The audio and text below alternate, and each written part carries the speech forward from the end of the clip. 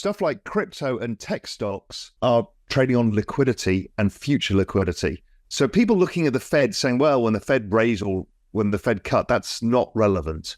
What's actually relevant is what financial conditions are doing.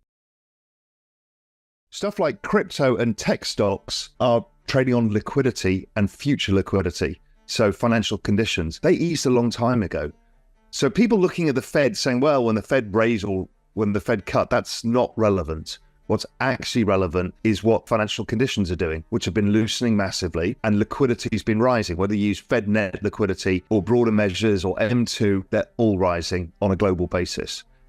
If we look at this cycle, who's got the biggest economic problems right now is China. So they probably have the biggest bazooka to fire to try and get their economy going. Then it's probably the Europeans, then the US. We've seen liquidity. I managed to catch the bottom in crypto and tech last year because of liquidity had bottomed. And the moment it bottomed, ETH bottomed first, and then the whole space bottomed, including tech, in October. And it's just been following that liquidity cycle ever since. And using my forward-looking projections based around this everything code thesis, it should continue all the way into 2025, and crypto should continue to price that. I started looking at the ISM, the business cycle, so the Institute of Supply Managers survey, and it was like clockwork every 4 years. And then I realized that what had happened in 2008 was a debt jubilee, where every central bank said, we'll cut rates to zero so you don't need to pay the interest, because there was too much debt. So every government around the world resets their debt to 3 to 5 year sector.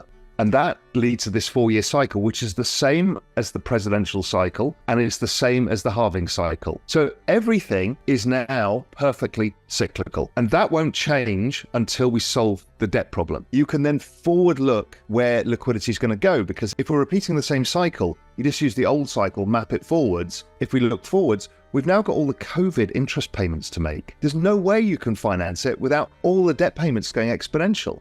So the Fed has to bring rates down, and it's going to end up on the central bank balance sheet, as it always does. If you think about how the world works, is GDP growth, trend GDP growth in the US is 1.75%.